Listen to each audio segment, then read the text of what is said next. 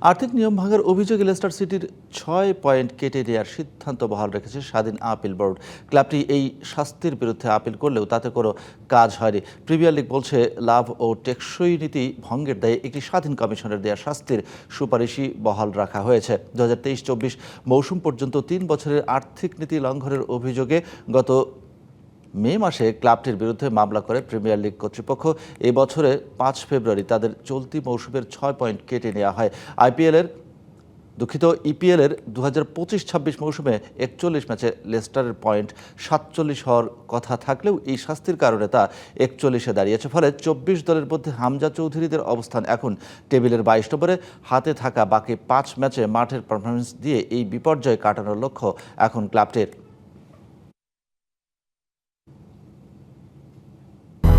200-র বেশি সার্ভিস ও ফিচারে লেনদেনের সব বিকাশ অ্যাপে সম্ভব।